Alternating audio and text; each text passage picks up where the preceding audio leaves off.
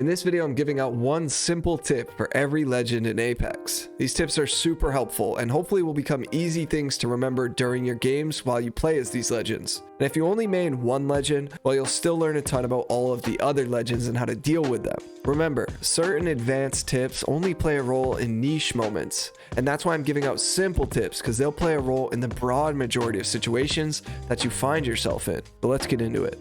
First up, Wraith. Always try to queue before it's too late. And what I like to do is try to get behind some cover while I'm activating the queue. A lot of Wraiths tend to die in the midst of this activation phase, and this is what will wind up getting you into a lot of trouble as Wraith. You want to look for little places that you can, sneak behind while you're getting her queue off, and then look to position yourself behind some more cover in case an enemy chases. Her Q isn't a get out of jail free card, but it can be used much better than a lot of players realize. Next up is Crypto. Always make sure to be checking the banners throughout the maps to see how many squads are in the area. This is a 200-meter range that can help you gauge whether or not to take certain fights. If you're solo queuing, you can ping the banner and Crypto will tell your teammates with a voice line quip regarding how many squads are in the area. Never check the banner and not tell your teammates, because this is vital information. For Seer, always use this tactical right after you or your teammate does some damage to an opponent. Not only will you be able to see what their current health and shield bar is at, but you'll also be able to track their movement for the next 7 seconds. And on top of that, it will cancel any revive, ability, or heal that they're trying to utilize. This is crucial to getting a jump on your opponents. For Bloodhound, most inexperienced Bloodhounds don't remember to scan enough or in the right direction. They also fail to realize that their scan is a V shape, so it's important that you look in the correct direction as to where you think enemies are when you activate the scan. And when you're in their ultimate, you must remember that it will give you at least 4 scans, and they are going to be much faster to pull off. So make sure to utilize them for not just yourself, but your teammates as well. This is imperative while you solo queue as well, because most players, while they solo queue, don't use voice communication, and the scan will give your teammates a ton of information. For Ashe, use her portal in aggressive manners. When you see enemies are split off from one another, take advantage of it. This clip really showcases the power of numbers when you can identify something like this. The portal is pretty fast, and if you see even one enemy far out of position because they're unaware or just getting greedy, instantly look to portal on one of the enemies that is split off. Make sure your teammates are close so that you can increase your chances of winning that fight with strength in numbers. Remember, these opportunities will be fleeting, so be quick to pick up on a potential advantage and look to seize it. For Lifeline, never stick revives directly in line of sight of opponents. It's so easy for enemies to finish them off.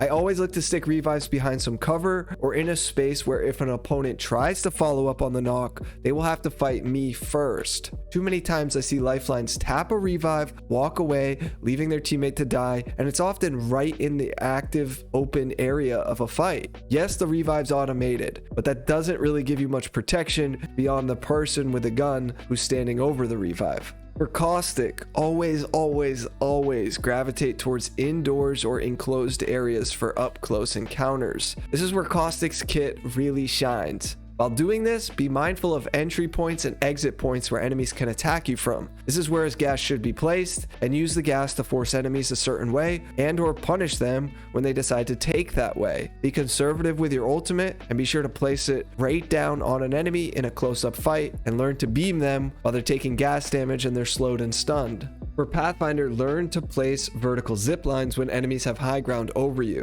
This is harder for them to see and read and gives you an essence of surprising them on the attack. Most inexperienced Pathfinders shoot a zip that is long and diagonal, and sometimes this will be fine, but if you're doing this in hopes of breaching the high ground your enemies have occupied, well, you'll probably get one clipped off the zip line. Get underneath your opponents and shoot a vertical zip. You'll be surprised how well this can work out. For Fuse, try to combo all of his abilities together, meaning if you're fighting a team, let's say they're outside, use your ultimate to surround them. It's most likely that the ultimate won't do too much damage, especially if they don't run through it. However, if you spam his tactical and other throwables you're stacking into the ring of fire so that they have bad options all around, well, enemies won't have too many decisions to avoid all of that damage. But while doing so, it's really important your teammates develop angles on this to suppress the enemies with gunfire too. If your team team can pull this off, it will be really hard for the enemies to make it out alive. For Horizon, now this is pretty well known, but it's still not actively pulled off by some players that I see. Arc Stars are the best way to be using her ultimate. What do I mean? Well, use her Q to get elevation, toss your ultimate down on some opponents, then proceed to spam Arc Stars or any other throwables in or around the black hole to decimate your opponents. They will either have to decide on shooting the black hole to destroy it, and usually in the meantime, they're taking damage from those throwables. You can also make sure that your teammates have angles on this as well so that they're able to suppress them with gunfire too. If you guys are enjoying this video and you appreciate all of the work that goes into making a video like this, I want to let you know about YouTube's newest feature, Super Thanks. This is where you can send a tip and get your comment highlighted below. I respond to all Super Thanks, so if you have any questions, be sure to include them in the comment. This is by no means necessary though, and I appreciate all of your support regardless. All right, back to the video. For Watson, if you see any Wraith portals, always fence them. This can also apply to zip lines or really any access point for potential enemies, but for portals it's extremely relevant to bait enemies into thinking you're chasing them, and then when they chase back, they'll be neutralized and it will become a free killer too. This is really funny to pull off as well.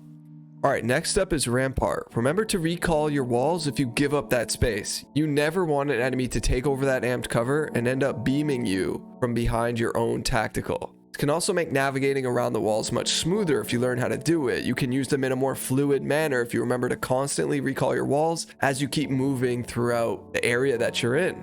For Bangalore, the placement of her ultimate is key. It's great at denying area, but it can also do a good amount of damage. I like to use it on the aggressive side by throwing it in front of me and moving up in between the rockets. This was actually how it was designed to be used. Now you obviously want to be careful of not getting hit by your own ultimate, but it's great at moving teams back and forcing them to take some damage. If you combine this with some smokes as you progress forward, well, it's going to be really hard for enemies to read where you're going and what you're actively doing. For Gibraltar, when you use his bubble in fights and you're very low, learn to play the backside of the bubble. That way you can have two layers of protection from who's in front of you. If you're low and inside the bubble, they will just probably push in and you'll probably get knocked. But if you play the backside of it where you can go back in or play the other side of it, most opponents won't know what to do or they'll play really slow. This can be beneficial to you either way. And also be mindful of the cooldown on this ability as it takes a while to get it back. Use it sparingly. It's a 30-second cooldown on the bubble and the bubble lasts for 12 seconds.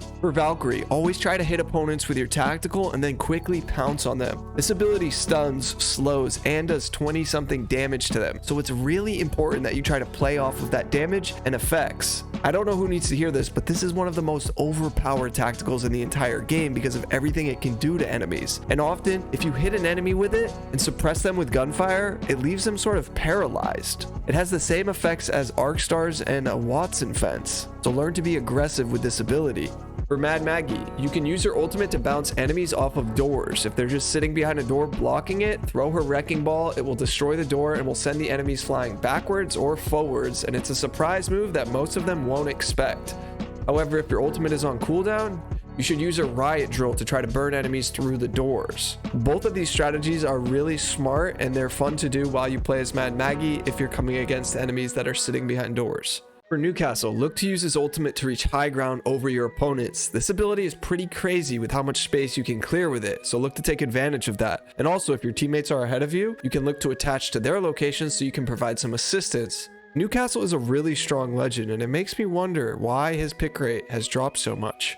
For Octane, I don't have a clip of this, but if you're popping a medkit, you can get a free stim by timing this stim right before the medkit completes. But also a more important tip and more practical is just don't stim or jump pad way ahead of your teammates and try to fight 3 enemies by yourself. This is typical Octane behavior, and honestly, it's too bad because his jump pad's great when used by a full team, but it's not so great when it's just used by a solo Octane inting and then dying and leaving. For Mirage, you can control your decoy by holding down your tactical button for a few extra seconds and then letting it go. Most of you know that you press the tactical button and then you have to press another button to control it. But if you just hold down whatever your tactical button is equipped to, it will activate the decoy and you'll be able to control it. Another tip that you're really going to want to use is Mirage has a really high 1v1 potential. So anytime you have your ultimate and you're about to engage in a close-up fight, use it. More times than not, enemies will not know who the real Mirage is, especially if they never see you decloak in the first place. The footstep audio on the decoys is very confusing. For Loba, there's a brief animation that plays after you get teleported before you can pull your weapon out, so plan accordingly. I constantly see Lobas queue into action and not give themselves enough time or space to react. In this clip, I tried to get behind some cover to make sure Loba finished doing the bracelet animation before I was to engage in the fight. Things will change rapidly, but it is important that you position yourself correctly so that you don't get beamed while Loba's doing the animation. Last but not least, Revenant. If you're ever low on health, you can use this tactical on yourself and crouch in it to heal. It's pretty hard to see a Revenant in his queue, especially if it's in an indoor area and it's dark. I also always recommend that teammates take the Revenant ultimate all together. The biggest flaws with this ability is when people take it one by one by one. If you take it together, there's strength in numbers. If you guys enjoyed this video and you want to learn about 7 of the most common mistakes most players make, I suggest you click on this video next. Peace.